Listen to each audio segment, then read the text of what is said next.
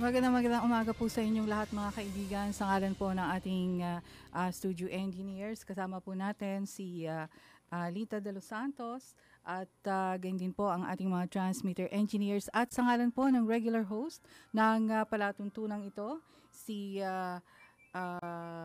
Tess Ramirez at of course ang ating pong partner mula sa DTI na host din natin si Miss Telma Dumpita Murillo. Ako po si Josette Olivera. Good morning sa iyo, Telma. Yes, magandang umaga, Josette. Magandang umaga sa lahat ng ating mga suking taga-subaybay. Welcome po sa programang TNT. Yes, ngayon po ay araw ng Biyernes. Biyernes na naman, kaya TNT Day 27. Thank God it's Friday, Josette. Okay, Friday. Programa natin. Yes, oo. So, ano yung ating... marami tayong pag-uusapan. Yes, marami tayong pag-uusapan ngayon. Puno ang ating programa. At sa katunayan, ako'y papunta nga ngayon sa CCP dahil doon ginaganap ang two-day Congress, itong Made in the Philippines from storytelling to story selling. Ano ba ito? Baka nais mong maitanong, Joseph. Ito yung kasi, alam mo naman ang aming ahensya, laging naghahanap ng pagkakakitaan yan, hindi ba? Yes. Para sa ating mga kababayan. So ito, yung creative service industry, isa ito sa mga investment priority projects na inaprubahan ng ating Pangulo. So ngayon, bilang, ano ba to? Parang unang bugso, di ba? So, nag-organisa ang DTI ng isang kongreso kung saan ay dito makikita natin yung mga taga-film, animation, at saka gaming. Oo. Na sama-sama sila para dito sa workshop. At itanong mo naman kung sino mga speakers. Naku, talagang malalaway ka. Mukhang big time yata yung mga speaker natin na Director Telma. Basta DTI big time. Big sa time, bagay. all time. Okay, so nangunguna dyan sa ating mga speakers si Mr. Ralph Guggenheim. Yan ang co-founder ng Pixar Studios. Yung gumawa ng pelikulang Toy Story. Alam mo, napanood mo ba yun? Ang laki nun, Toy Story 1, 2, 3 yata yun, yes, diba? umabot na sa 3. Oo. So, yan. Ito siya.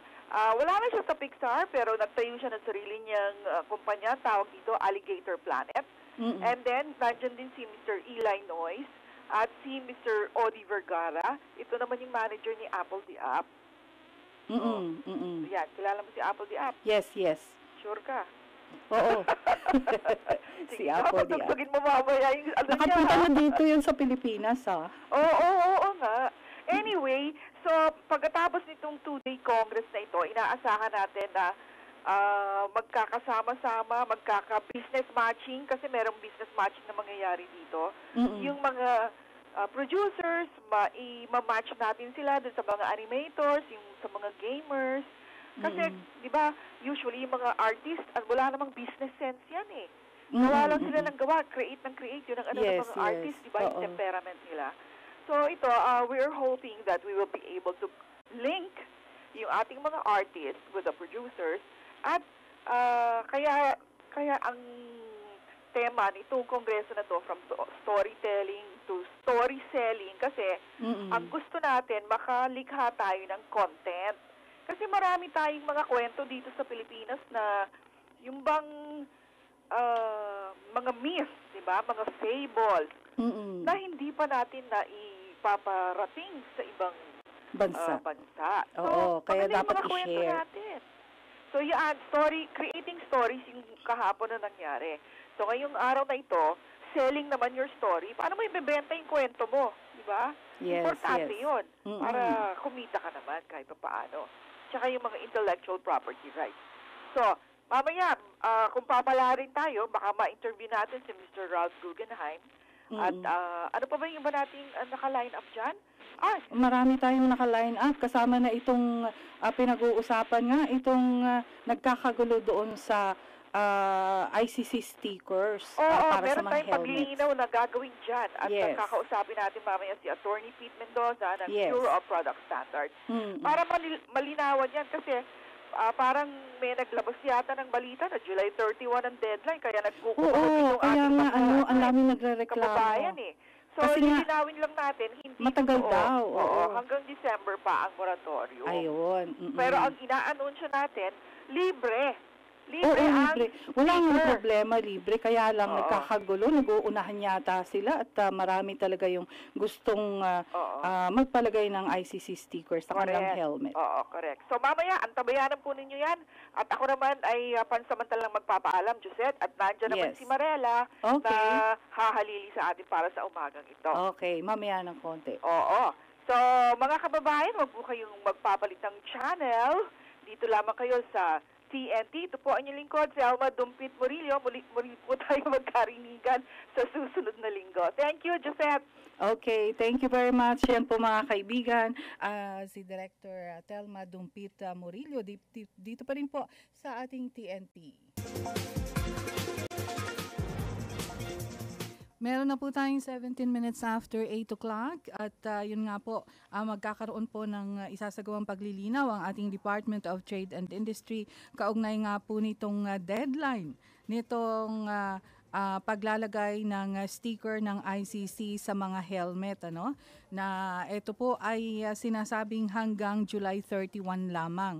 Wala namang bayad, no? Pero yun nga po, ang daming nagkakagulo na ating mga kababayan. Nandiyan na ba si attorney? Okay. Sa pagkakataong ito mga kaibigan ay nasa kabilang linya na po ng ating komunikasyon si Attorney Pete Mendoza. Siya po yung Chief ng Bureau of Product Standards. Kaugnay po nitong paglilinaw. Good morning po sa inyo, Attorney Pete Mendoza. Good morning po. Good morning sa inyong tagapakinig. Yes, live po tayo ngayon sa TNT dito sa Radyo ng Bayan. Sir, gusto po nating linawin ang tungkol nga po dito sa paglalagay ng mga ICC stickers sa mga helmet na marami po yung naaalarmang mga kababayan natin kasi nga napakalapit na daw ng ito pong deadline. Opo. Well, ito nga po ay isang batas na Republic Act 10054 na pinapairal na at mag-enforce nga po ngayong darating na Agosto. Kaya po kami naman patuloy na nagbibigay ng libre na paglalagay ng sticker sa mga helmet ng ating mga kababayan. May extension po ba itong deadline ninyo, sir? Ini-expect ko namin na mag-issue kasi ito po ay meron ho dalawang departamento ang nag-implement nito, ang DOTC LTO at DTI DPS, ano po. Opo. So sa enforcement po kasi ay ang gagalaw po ay ang DOTC LTO. Sa helmet naman po na standard ay ang DTI DPS. So kami po ay nakikipag-ugnayan na sa DOTC LTO at in-expect na po namin na magbigyan ang hiling ng marami na bigyan po itong enforcement. Ayan. So hinihintay pa po yung kung mag-e-extend ba itong paglalagay ng ng ICC sticker dahil kung susundin po natin itong deadline ay ito ay hanggang Martes na lamang. So ang pagkakaalam mo namin ay baka ngayong araw na ito ay mag-i-issue na ho ang DOTC LTO ng extension. So inaabangan din ho namin at pag ito ay napasabi na rin sa amin ay ipapaulap po din namin sa mga marami. Yes. Yes, Attorney Pete, para po sa mga hindi pa nakakaalam, dito po sa pagkakaloob nyo ng ICC stickers, meron po ba tayong masasabing below standard na ipipresenta po sa inyo? Meron po kaming maraming nire-reject na mga helmet at ito po ay hindi nga namin nilalagyan ng sticker. Ito pong paglalagay nga namin ng sticker ay para masabing yung helmet ay compliant sa ating Philippine National Standard for helmet, no? Meron din kasi itong mga nare-reject namin ay meron yung pang bisikleta po for mountain bike.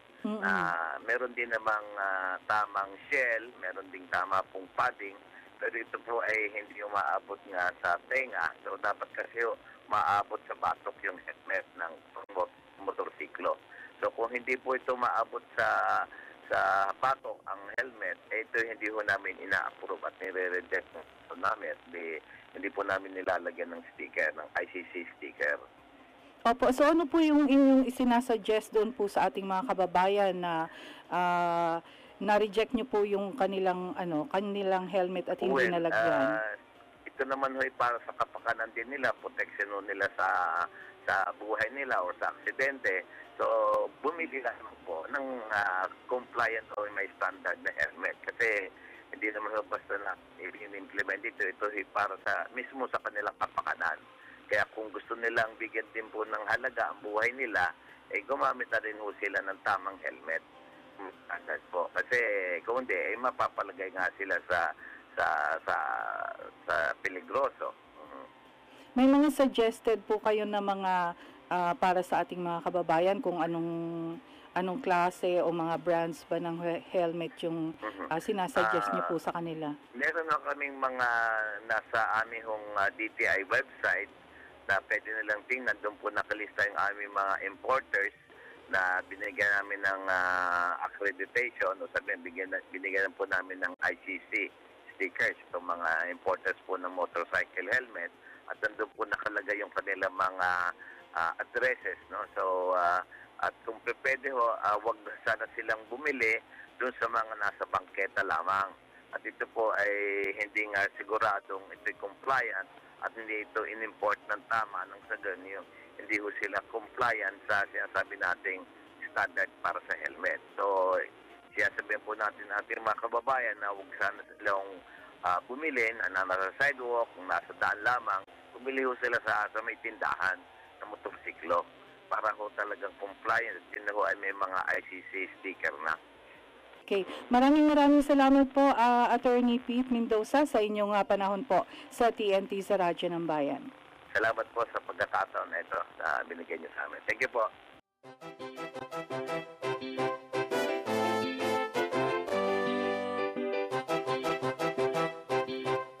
Okay mga kaibigan, meron na po tayong 25 minutes after 8 o'clock dito pa rin po sa ating TNT at sa pagkakataong ito ay kaugnay po natin sa kabilang linya ng ating komunikasyon ay ang ating pong Provincial Director ng Department of Trade and Industry Region 7 sa Bohol, si Director Elena Arbon.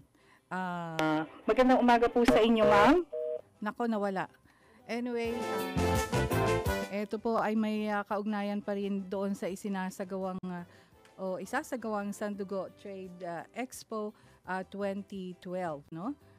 Doon po sa DTI Region 7. At mga kaibigan, kasama rin po natin dito si Marela Castro. Marela, good morning. Magandang umaga sa lahat ng tagapakinig ng TNT. I'm Marela Castro. Ngayon, kasalukuyang sinasagawa itong Sandugo Regional Trade Expo. No? This is their last day. And right now, we're just connecting with the Provincial Director, Ms. Elena Arbon. Ayun, ipapaliwanag po niya sa atin ang tungkol nga po dito sa Trade Expo. Ang pagkakaalam ko, marami sa iba't ibang panig ng ating bansa ay nagkakaroon ng Trade Expo. Yes, Hindi nga lang sabay-sabay, Marela. Ano? Isa ngayon, ang nakaschedule sa kanila, MSME Caravan, from 9 a.m. to 4 p.m. Diyan po sa Metro Center Hotel, Tagbilaran City. Ang mga seminars na nandyan ay food packaging and labeling, cleaner production, how to start a business, effective selling and negotiation skills, at effective customer service, among others. Mga kaibigan, na nasa kabilang linya na po ng ating komunikasyon, si Provincial Director Elena Arbon ng DTI Region 7. Good morning po sa inyo, Director Elena Arbon. Live po tayo. Okay, Director? Yes? Yes, live po tayo ngayon dito sa Radyo ng Bayan. Kumusta na po dyan ang isinasagawang Sandugo Trade Expo? It's going well. We opened last Wednesday. So this will be until Sunday. Dito sa Bohol, sa Tagbilaran, Bohol. This is a regional fair. We have mga 80 exhibitors with around mga 90 booths. Kasi yung iba, tag-dalawang booths sila.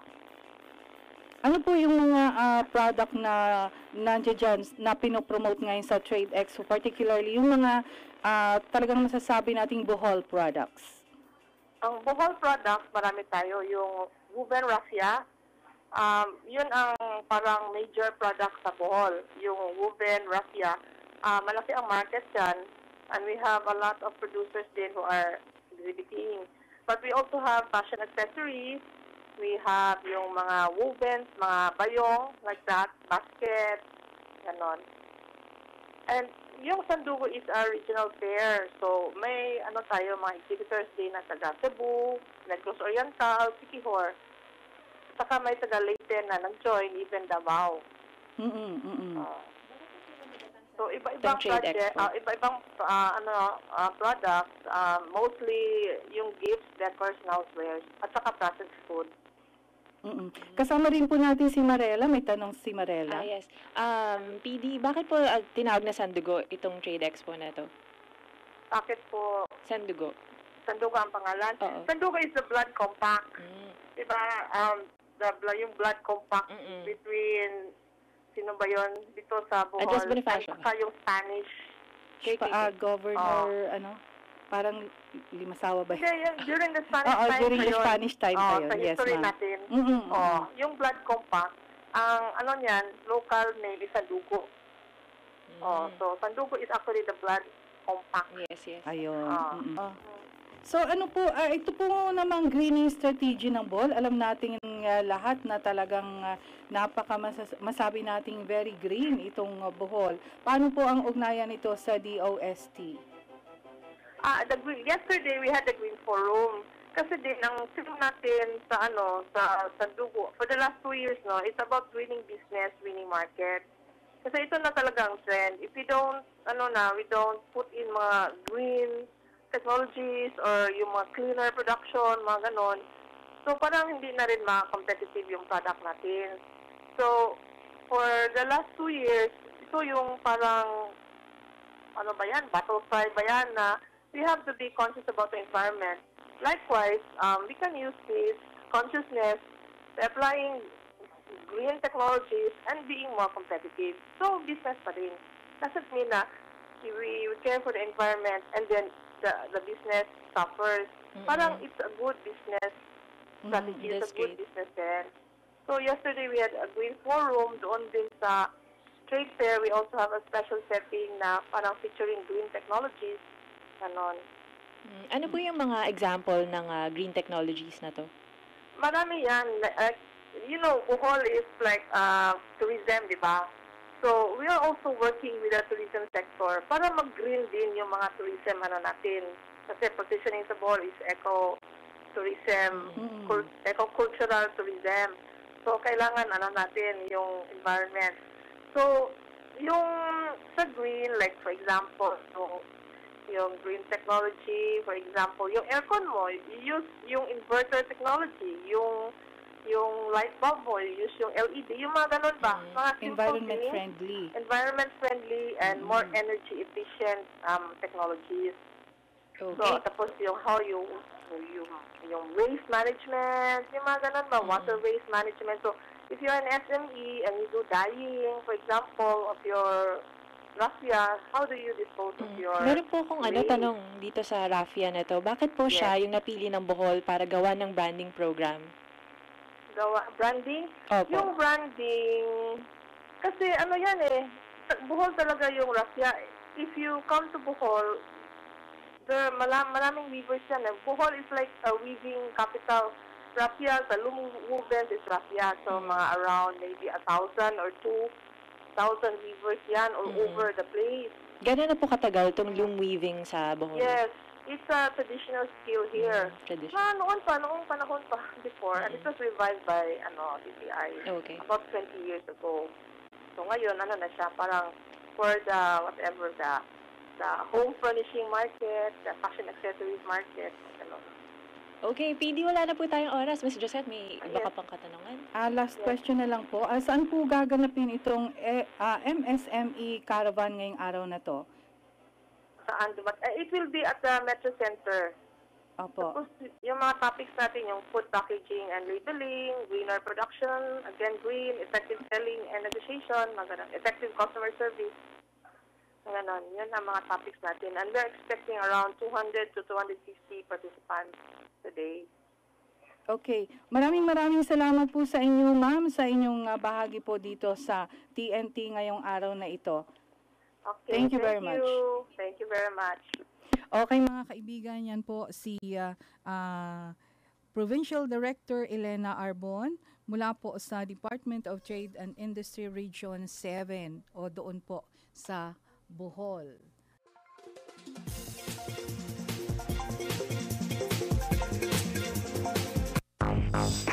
Paano ko kaya mapaghahandaan ng pagtaas-baba ng mga presyo ng mga bilihin? May nagbibigay ba ng training para sa mga kagaya kong nais magkaroon ng panibagong kasanayan sa trabaho? Hala, tama kayang singil sa akin ng tindero?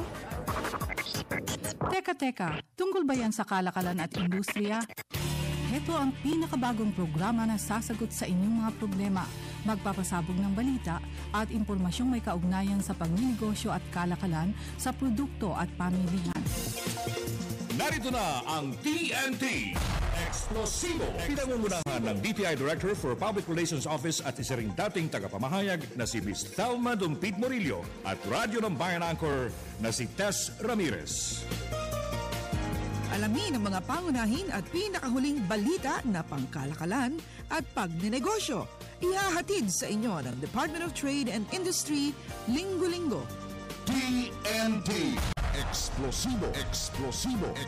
Ang unang pasabog ng DTI sa taong 2012.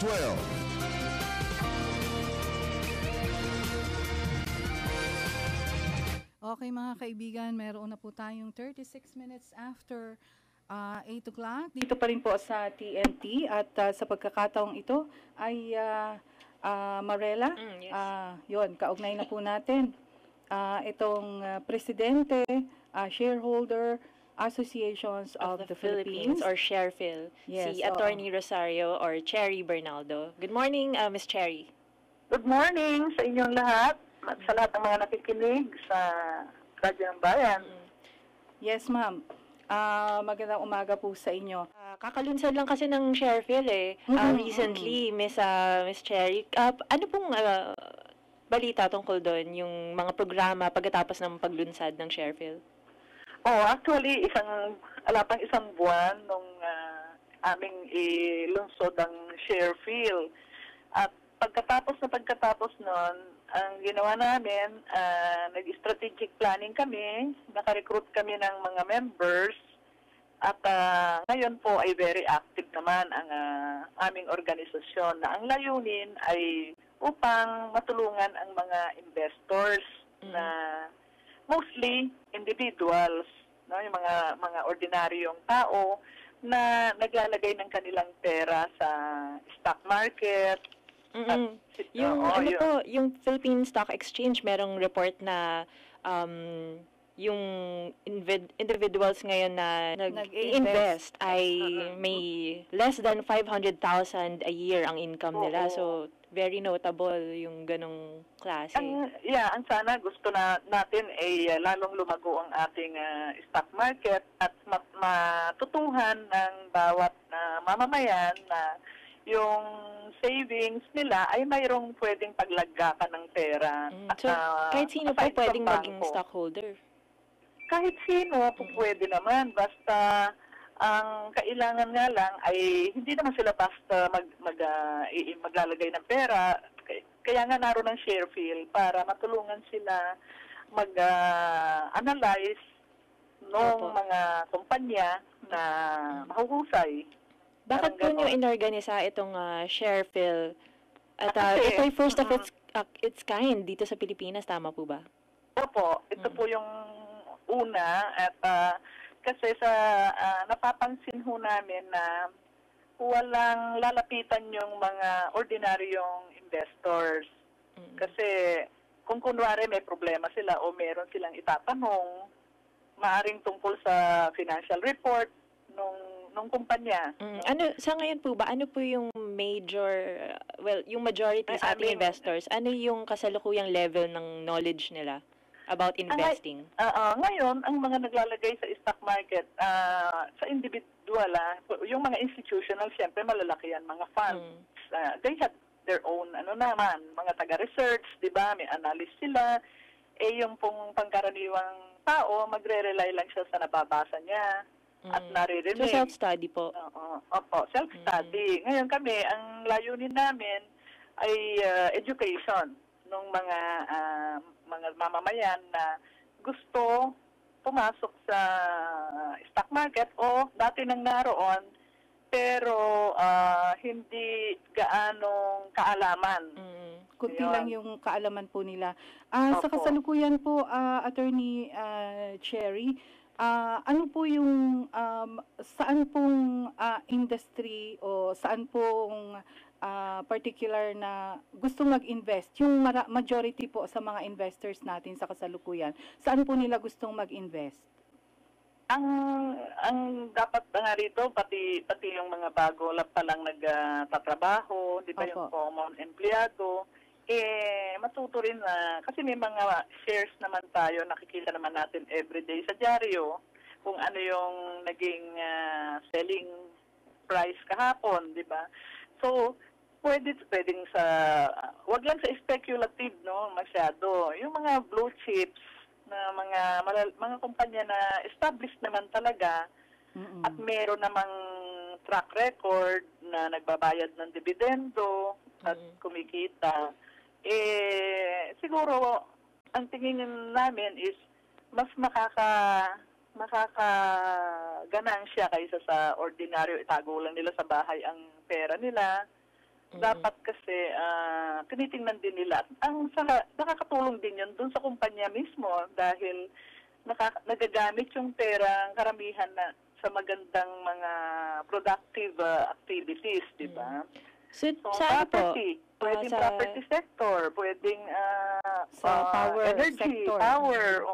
Yun ding mga gusto ng gobyerno na i-boost or na sectors, pwedeng doon mag-tingnan nila.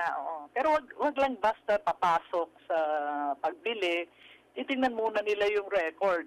No? Doon papasok yung investor education, ano po? Papasok yung investor education. So, ang gagawin namin, doon sa website. Parang guide po kayo. Gina-guide nyo yung ating mga, especially yung bagong investors. Maglalabas kami ng ng primer sa investors para noon, pag umattend sila ng mga stockholders meeting, di ba, once a year, nagtatawag yung kumpanya ng mga stockholders niya, nagbibigay ng notice. Sana uma-attend sila para nalalaman din nila kung ano yung nangyayari dun sa kumpanya, nasaan sila stockholder, di ba? Ano po ba ang example ng importanteng karapatan ng investors na basic sa investor knowledge? O siyempre, ang dapat na alam ng investor, siyempre pwede siyang bumoto. Of course, kung konti lang ang hawak mong shares, minority ka, di ba? Wala, halos, pero kung magsasama-sama kayo, pwede kayong magkaroon ng boses, di ba? Right to vote. No? Pangalawa, may right siya, may karapatan siya tumanggap ng dividendo. Yun kasi yung bawi niyan, di ba? Doon sa kanyang perang tinambili, mayroong return, dividend. Yun, dividendo. So meron diyang mga kumpanya na hindi nagde-declare kahit na nakikita muna na ang laki-laki naman ng income, di ba? Pangatlo, meron din siyang karapatan na magtanong o usisain kung bakit itong kumpanya na to mukhang magda-divert na ng kanyang negosyo, iba na ang gustong puntahan, di ba? Sa halip na yung dati niyang negosyo, pwede siyang mag-object kung gusto niya. Meron din siyang right maghingi ng mga records or kung ano yung gusto niyang malaman tungkol doon sa korporasyon, provided hindi business secret, di ba? Nandun naman po lahat yan sa batas, kaya lang hindi lang siguro na ipapaliwanag ng maayos or hindi nila alam saan sila pupunta para magtatanong. So yun po ang pakay ng Sharefield. At sa part naman po ng kumpanya, yung nag-issue ng shares, makikipag-coordinate din kami. Wala kaming intention na adversarial or ito against doon sa kumpanya. Totoo, ang aming layunin ay matulungan ang bawat isa na maging maayos lahat kasi po sa isang kumpanya naman kung kikita, edi siyempre, para sa kapakanan din ng mga stockholders. So, wala namang dapat na alitan doon sa minority at sa majority. Sa ano po, sa Investor Association, paano nakaka-apekto ang pagkakaroon ng isang Investor Association sa ranking ng Pilipinas sa World Bank? Ayun. Kaya nga po, ang nag-trigger talaga dito ay yung World Bank study na-involve po ako in particular, na isang kulang sa atin sa Pilipinas ay strong organization ng mga minority stockholders. Sa ibang bansa po, gaya yung aming naging guest speaker na sa Singapore, ang number po ng kanilang miyembro ay parang 170,000 na mga ordinary Singapore investors. Ay nakakatulong po yan dahil kung may nakikita sila na hindi maayos na balak gawin ng isang korporasyon na publicly listed, no? May boses sila. Sila yung pupuntahan ng media para tanungin, ano bang masasabi nyo dito? Mainam ba ito o hindi? So, sila yung nagiging voice ng minority. So, na-alert din yung mga lahat ng players sa stock market. Okay. Kasi parang may nagtitingin, di ba? Yes. So, yeah, yun ang maganda itong element ng good corporate governance. Sa corporate governance siya pumapasok. Opo. Okay po, wala na po tayong oras. Maraming salamat po sa inyo. Maraming salamat po. Anytime po. Pwede Congratulations po sa pagla-launch nitong Shareholders Association of the Philippines. Marami pong salamat sa inyong lahat at magandang umaga. Okay mga kaibigan, yan po ang presidente ng Shareholders Association of the Philippines na inaasahan nating malaki ang magiging papel, no, sa hinaharap, lalong-lalo na sa pamumuhunan.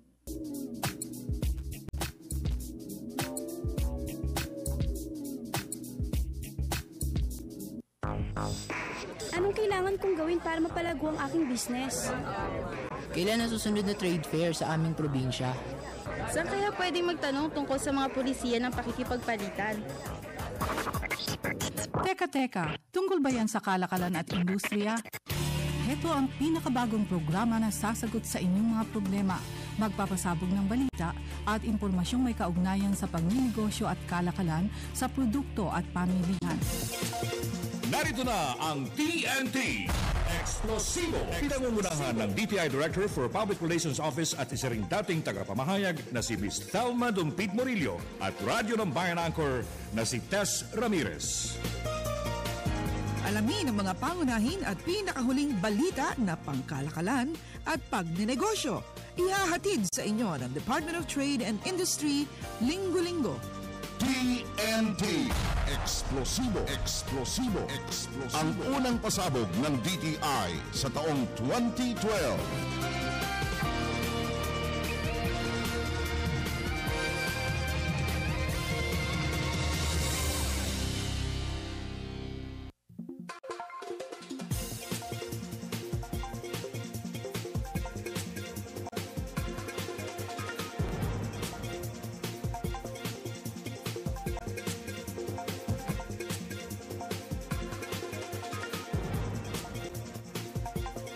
Okay mga kaibigan, meron na po tayong 48 minutes after 8 o'clock. Tayo po ay nasa huling bahagi na ng TNT. Dito pa rin po sa DZRB Radyo ng Bayan. At this point in time, we have with us on the line Mr. Ralph Guggenheim. He is the co-founder of Begsar and the producer of 3 series of Toy Story. Good morning, Mr. Ralph Guggenheim. Good morning. Hello, good morning. Thank you for gracing our show. Happy to be here. How long have you been planning on going to the Philippines for this Film Animation and Gaming Congress? Well, this is my first trip to the Philippines, and we arrived on Monday night. And the Congress started yesterday, and will complete today. Yes, I was there. It was really good. It was really nice to have you here. Likewise, it's a pleasure to be here. I love Manila. It's a very nice city. Does it meet your expectations so far, the Congress? The Congress has been great, and in the course of it, we've met some very talented artists and storytellers who are working in film, in animation, in video games, a bunch of different areas. Yes, it's a very exciting time. Does our current situation in the industry resemble that of Pixar when you were just starting out in 1990? In some respects it does, because the people here are very passionate, just as we were, about what they want to achieve. And they need to find the methods and the means by which they can accomplish what they're dreaming of doing. And we had the same thing. We were, of course, a small company, not a country, but we were very eager to prove to the world that we could make a film that would be the first of its kind. And in the same way, I see the artists here want to create a name for the Philippines that would promote the country around the world. Yes, breaking out of that service mentality, as you said yesterday.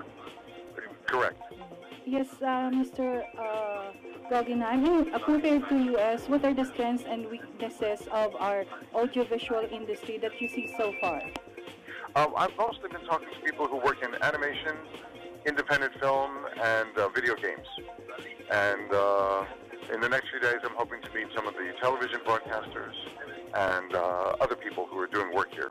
But everybody I meet is, first of all, extremely friendly, and secondly, very interesting, and third, extremely passionate and involved in the work that they are doing. What are the next steps after the workshop? Well, we hope that this could become an annual event. And so we would like to be able to do things like raise some money for grants for filmmakers, and then have similar congresses, a year from now, so that we can continue to develop these ideas and encourage people to be making their own work. What kind of issues surfaced from yesterday, from the day one of the Congress? Well, I think one thing that, we came here really not knowing much about the Philippine film and animation industry. And so we had no real expectations or ideas of what we would meet. We came here to the Congress to ask questions. What we are finding is that for many people, the problem is that they have a problem finding a way to distribute the work that they have. So much of what is in the movie theaters here is American-made movies that occupy much of the box office and many of the movie theater screens. Yes. So I think independent filmmakers are looking for new ways to find their work. And today at the Congress, we'll talk about that in terms of the business of distribution and how to get your films out and be seen in new and different ways. What are your plans after Congress? Are you staying for vacation? Unfortunately, I cannot. I have to go back. We have several projects that are underway back in San Francisco, where my office is. But we look forward to coming back again. The Philippines is a lovely place, and I'd love to explore more of the country. Can you give what kind of help can you give us in doing the roadmap for the creative service industry? Can you give us some guidance on that while you're abroad? I think what what we see is that it's very important to tie together 6 different parts of the country to work together to form what we would call an ecosystem of overlapping interests that are all working together to help this industry. And those areas are going to be the availability of financial investment to put into films and animation, government support through grants and subsidies, the process of educating artists and storytellers in the ongoing process of making films, the availability of studios and a business mechanism that protects their intellectual property, and then also finally the ability to distribute and get their films out, which we were talking about. What is in store for us today, this second day of Today the we Congress? have 4 different panel discussions on the business of what we call story selling. It's not enough just to make a film or to make a piece of animation or a video game. You have to spend at least 50% of your time also thinking about how you're going to sell it.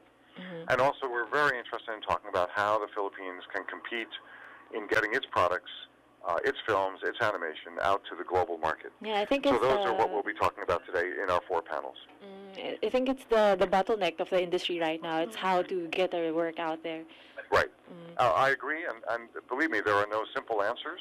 We ourselves do not have the answers. We came here simply to start the discussion and raise the questions and see if we can help Filipinos here be better at getting involved in this business. Are you also visiting other countries to help them realize their stories? This has been a unique opportunity because of our relationship with the Congen in San Francisco, with DTI, and with the assistance of ActiveAsia, who really helped arrange the logistics of this Congress. So, no, this is something very special and unique to the Philippines, and it's thanks in large part to a friend of ours named Audie Vergara, who really encouraged us to come here and create this Congress. My boss, Director Thelma Dumpit Murillo, who is actually hosting the event, is on her way right now as we speak. Yes. No, everybody at DTI has been terrific in helping us and making the arrangements for us to be here. What are your influences and inspirations that drive your work in Pixar? I'm very interested in all types of film and storytelling. I believe that story is the most important element in what one creates. And, while films that come out of Pixar and other places have a great deal of technology, it's the story that comes first. And so my influences have always been the great film storytellers from all around the world. Okay, thank you so much for your time, Mr. Ralph Guggenheim. Actually, I'm also on my way there after this show and after just one other coverage. Very I'll good. be I there look in forward the to seeing you there. Thank you.